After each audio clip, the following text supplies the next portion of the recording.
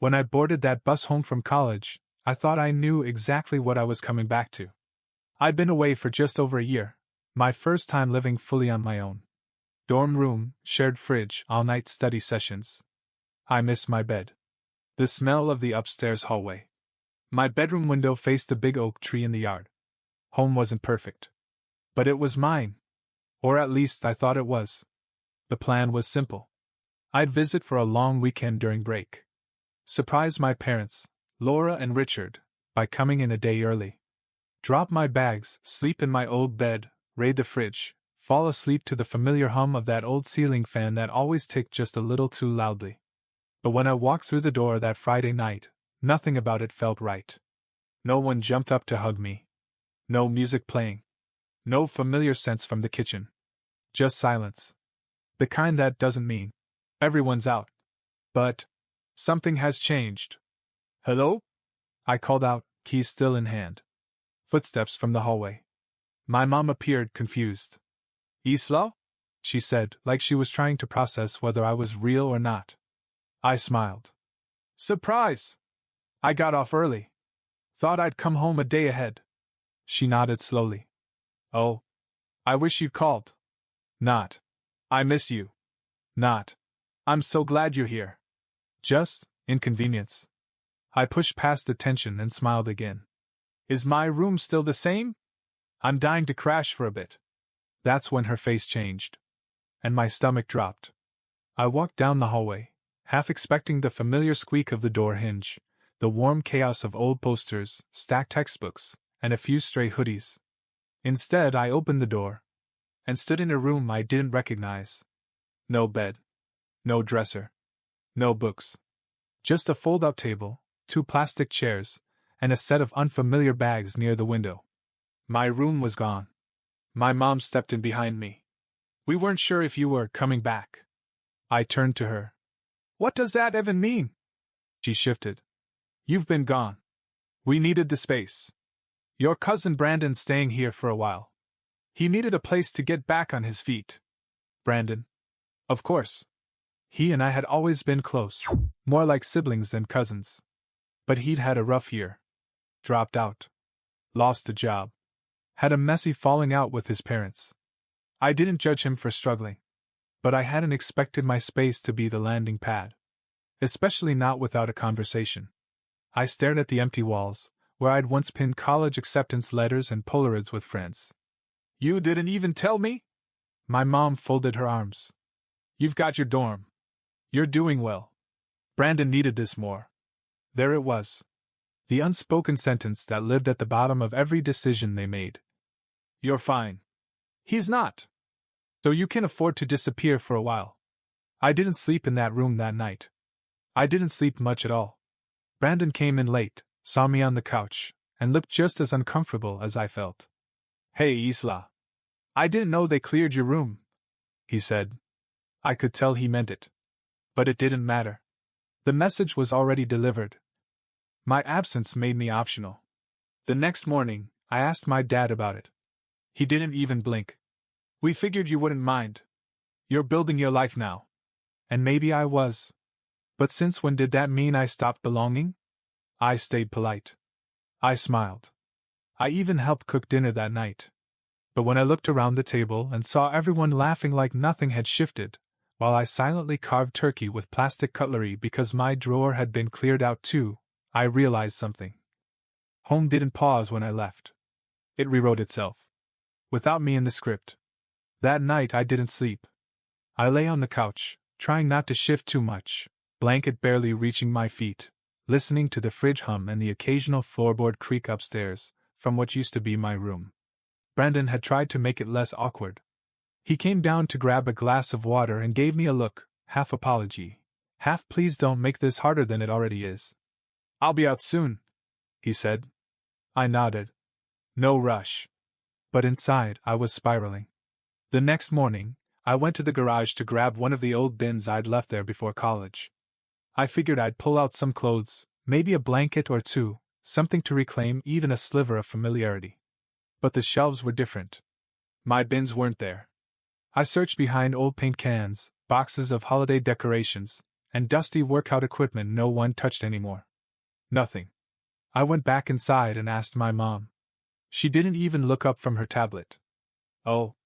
I think we donated most of that stuff. I stood there stunned. You donated my things? Sweetheart, it was mostly old clothes and junk. You weren't using it. And we needed the space. That sentence again.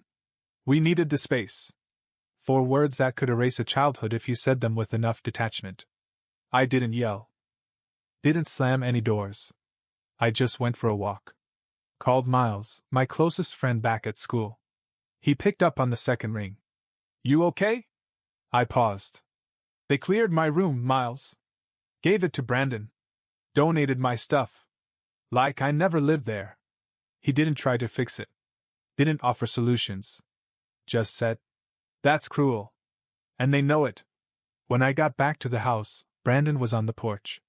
He stood as I approached, rubbing the back of his neck. Hey. Can I talk to you for a sec? I nodded. He motioned for us to sit on the porch steps. Listen. I didn't know they were giving me your room permanently. I thought it was just for a couple of weeks. But then your dad said... He stopped himself. I leaned in. Said what? Brandon looked away. He said you probably wouldn't be coming back much. That you'd outgrown this place.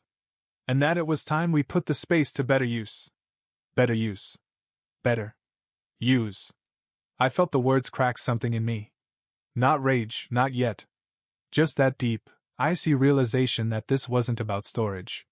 Or helping someone in need. It was about redefining roles. Mine had quietly expired. Later that afternoon, I found a framed photo in the hallway that used to sit in my room. I was at age 12, holding up a soccer trophy, gap-toothed grin. Now it was next to Brandon's graduation picture. Side by side. Like we were equal parts of a larger story. Except I wasn't in the current chapter. Dinner that night was quieter. I couldn't bring myself to fake cheer again. Brandon kept glancing at me. My mom talked about neighborhood drama. My dad went on about gas prices. At one point, Laura said, "It's nice having someone in the house again. It was starting to feel too empty." I looked at her. And for the first time, I said it out loud. "I'm someone." She blinked. "What? You said it's nice having someone in the house." "I was someone. Until you made space for someone else." The room fell silent. My dad muttered something about how I was reading too much into it. I pushed my plate back and stood up. "I'm not reading into anything. I'm just not pretending it doesn't hurt anymore." And I walked out. Brandon came to find me 20 minutes later. I was sitting on the hood of my car, staring at the trees across the street. He handed me a soda and sat beside me. "You know," he said, "they still talk about you like you're perfect. Like you're the one who made it out clean." I let out a bitter laugh. "Then why does it feel like they're trying to erase me?" He didn't answer. Because he couldn't. That night I slept in my car. Not because I had to.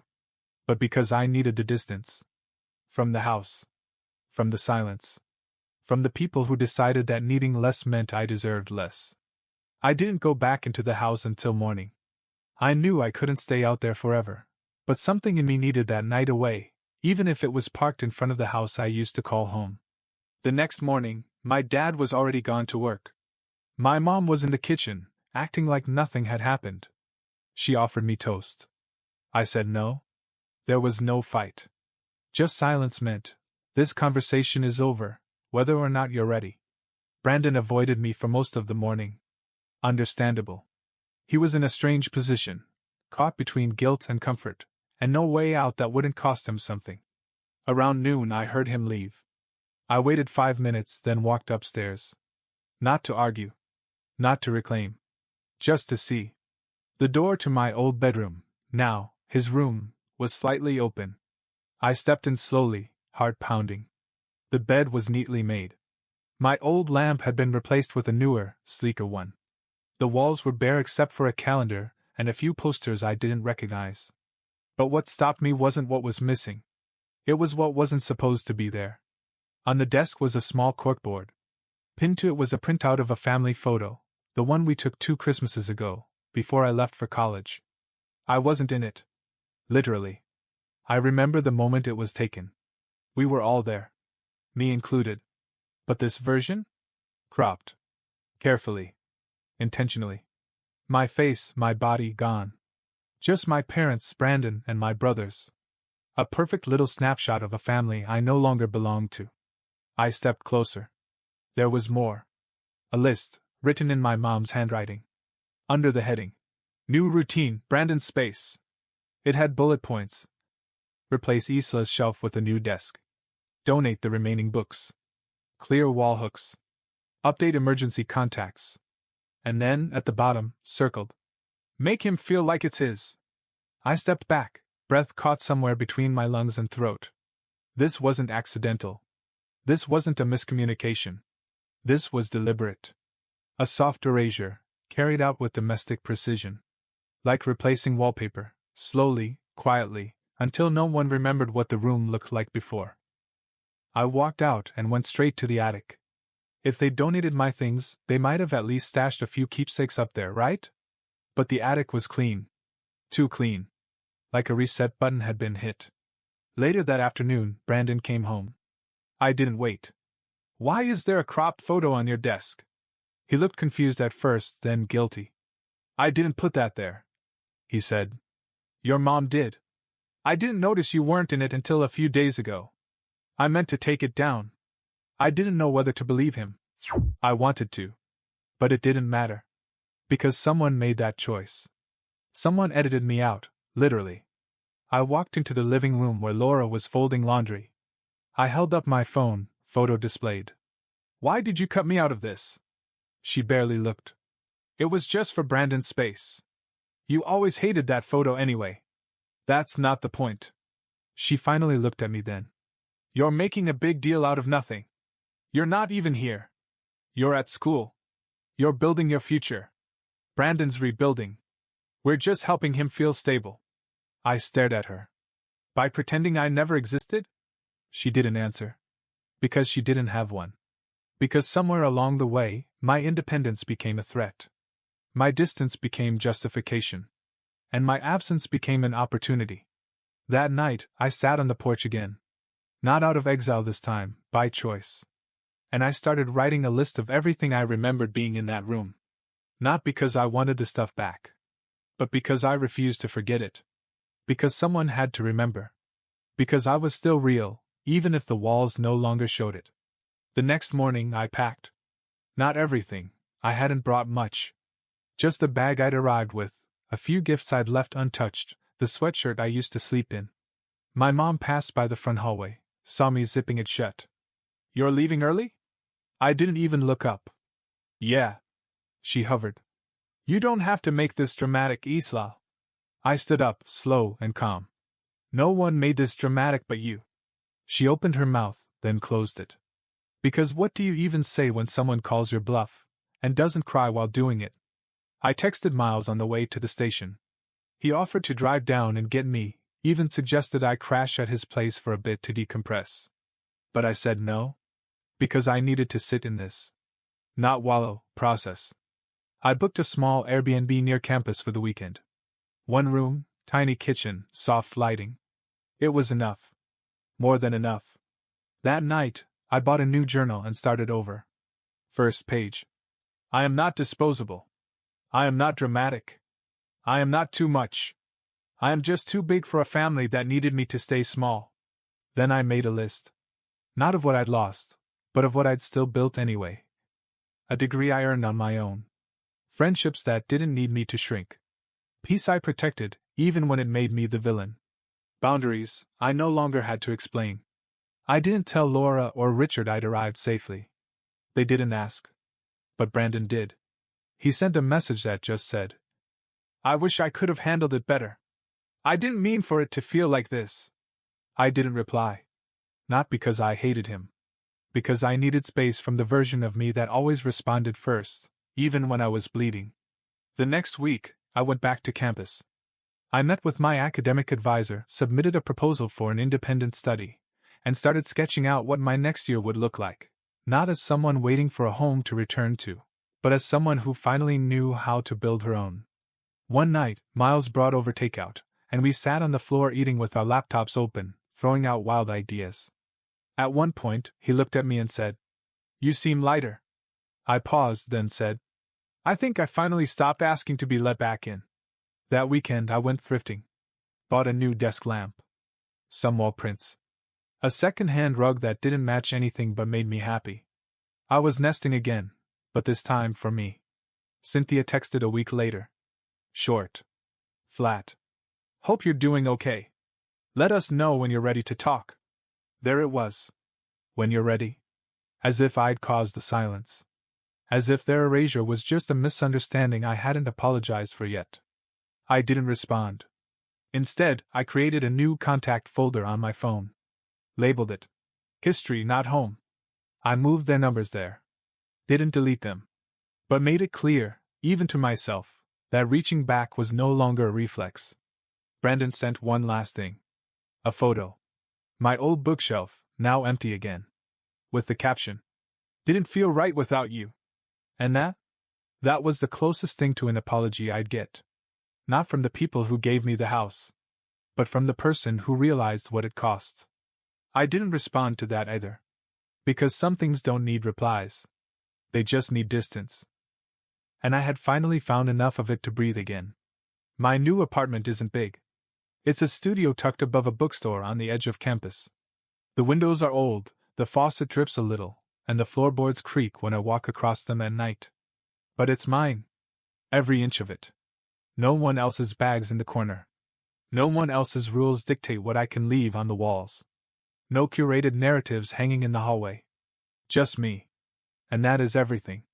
The first thing I unpacked was my new bedding, a soft sage green quilt I bought on a whim with birthday money I hadn't planned to use. It didn't match anything I owned.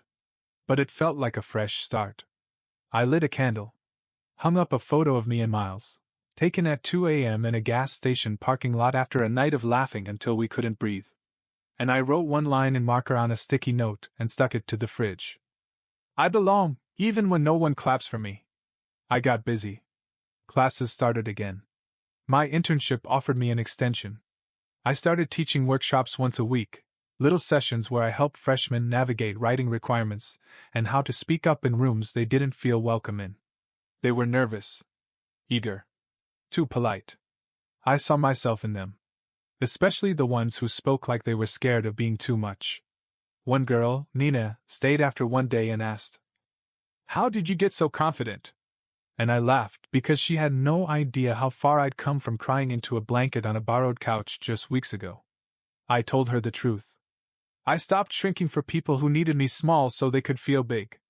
She nodded slowly. Wrote it down. I hope she remembers it. I hope I remember it. Cynthia texted again during midterms. Another short message. "We're thinking of visiting during fall break. Let us know if that's okay." And for the first time, I didn't feel torn. I replied, "I'm not ready for that. Still healing. Hope you're well." She left it on read. And that's okay. Brandon sent me a care package. Just snacks and a book with a note inside. It said, "You always made things feel like home. Sorry, we didn't do the same for you." I sat with that for a while. Didn't reply right away. Because not every apology needs a conversation. Sometimes just being seen, really seen, is enough. I started sleeping better. Stopped double-checking locks. Stopped listening for footsteps in a hallway that no longer belonged to me. Stopped wondering if I should have stayed quiet to keep the peace. My peace doesn't come from being chosen anymore. It comes from choosing myself over and over, until it feels natural. Sometimes I walk past families on campus, parents hugging their kids goodbye, carrying boxes, waving from minivans. I used to ache watching those moments. Now, I feel something else. Not envy, but clarity. Some families show up late. Some show up wrong. Some don't show up at all. And still, you can become your person. Still, you can build something whole. Still, you can matter. I matter. Even without the framed photos and the bedroom at their house. Fall break came and went. No visit. No new texts. No sudden change of heart. And I didn't expect one. Because the truth is, when someone edits you out of their life once, they'll keep doing it until you either fight your way back in, or stopped showing up for the audition. I chose the second. I spent the break with Miles. We cooked. Burned half of it. Laughed like we hadn't just finished the most exhausting midterm season of our lives. He asked if I was sad about not going home. I shrugged. I don't think that place was ever mine, Miles. I just didn't know it until they cleared the last shelf. He nodded like he knew. Because sometimes your real family isn't the one that raised you. It's the one that sees who you've become and claps without conditions. I started a side project, writing small reflections from students like me. People with complicated families. People who feel like visitors in their childhood homes. People who've been called too independent, like it's a curse. I called it the spare room. Because that's what we were, the ones who made space for others, but were never allowed to fully stay ourselves. Submissions poured in. Stories of parents who replaced their kids with new marriages, or religion, or silence. And every time I read one, I felt a little more like I wasn't crazy. Just early. Early to outgrow the lie that being loved meant being used quietly. One girl wrote, "My mom gave my room to her yoga business. She said it was symbolic, me letting go. But I didn't. She did."